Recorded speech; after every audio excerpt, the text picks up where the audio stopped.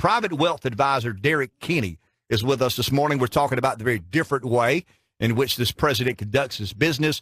It's kind of business as usual when he sends out a tweet, as he did this morning.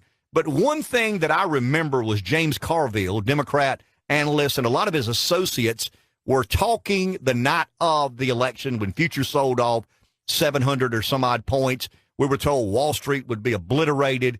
Your 401ks would be in shambles and a shadow of their former selves. But some way, somehow, Rev, Wall Street has continued to keep on keeping on despite the irregularities of this president, the unpredictability of this president. I would argue to some degree his policies have absolutely been pro-business, pro-growth, but Wall Street likes certainty and predictability. You don't get any of that with this president. And Derrick is here, I hope, to try to give his opinion in how Wall Street has dealt with Donald Trump, and have they just kind of, become numb to the way Trump conducts his business. Derrick, good morning, and thank you for joining us.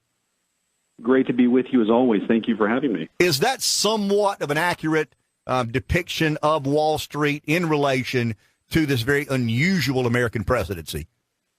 I think you've described it quite well. And, it's interesting, despite the tweets and the sort of irrational behavior sometimes and never knowing what might come out of his mouth, the market has become used to it. Much like that dripping faucet in someone's apartment, they just sort of get used to it over time. That's how many people feel about what's going on right now. And a lot of people say to themselves, look, as long as I'm making money, as long as my 401k is growing, as long as I have a good, stable job and can provide for my family, I'm fine.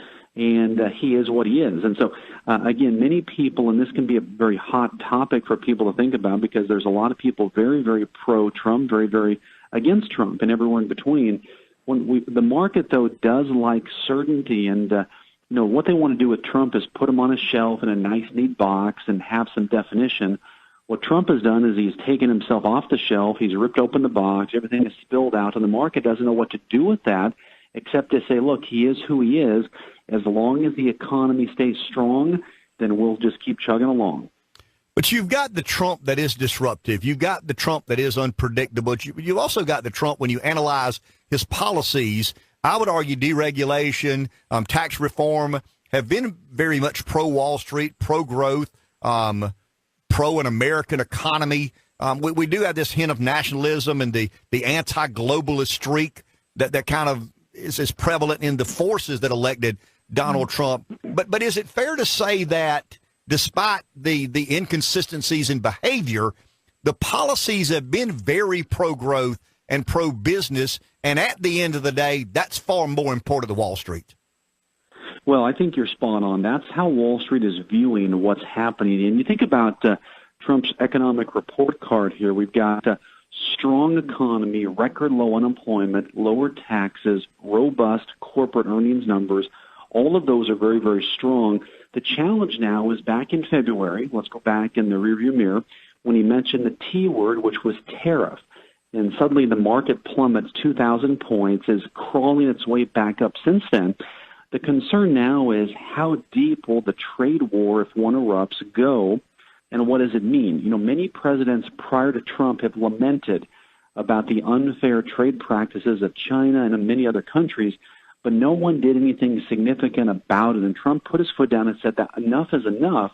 We're going to charge this hill. And so the market's trying to figure out, along with everybody else, what impact it might have. One thing we've seen, though, is because there's been so much talk, there's tariff here, tariff there, tariffs everywhere, that has caused a numbness to set in that, look, it's going to happen.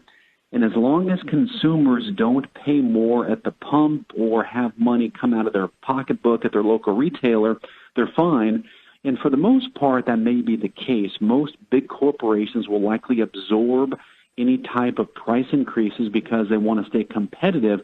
If we had the scenario, though, where suddenly cost increases were passed down to consumers, that could cause a pinch for many people, and that could then cause some economic upheaval down the road. Derrick, last question, and tariffs concern me. I think tariffs concern the majority of people who have an elementary understanding of the economy. Yours is probably far more complex than mine is. But could we be overstating the impact that tariffs have, not necessarily on just Wall Street and the return on investment, but also the state of the American economy? I mean, we're told, and it's almost like Trump forces you to respond in the most draconian way imaginable. Could we be overstating the impact of tariffs if indeed Trump sticks with this plan and follows through with the tariffs on China, tariffs on Europe and whatnot? Obviously, I don't think it's in the economy's best interest, but could it be overstated as we always do with Trump? Oh, I think it could be. And, you think about his book, The Art of the Deal. One thing that we're all adjusting to, Wall Street specifically, is everything that Trump does could be interpreted as basically a visual and a live negotiation. Sometimes he may say, look, we're going to do $500 billion in tariffs only to reduce that down to $200 billion if we can come to a deal, if you will. So, most presidents in the past, it's all been behind the scenes negotiating, and then suddenly there's an agreement that comes out. Trump is a very external processor, so everything in his mind, for the most part, comes out, whether it's a tweet or verbally. And so the market wants certainty, as you alluded to earlier, and a lack of certainty leads to significant volatility. And again, as long as the average consumer, we know that consumers make up 2/3 of our economy, if they feel like their job is stable, they have money to provide for their family, they're saving for their retirement, they've got a little bit of money left over to buy some fun things, they tend to be fine and basically tolerate a lot of uncertainty. But again, if the economy were to drop, and this is one caution I would give to your listeners as a voice of reason out there, if we don't have a strong economy and interest rates rise and inflation rises, those could spell disaster. But for now, there's quite a bit of economic cover for the president to keep negotiating some of these trade deals. As he talked about, he's working with sort of house money right now. But if we were to see substantial drops in the market over a sustained period of time, that could spell some concern for investors on Wall Street. Derrick, we appreciate your time. Great information. Have a good week, my friend. You too. Always great to be with you.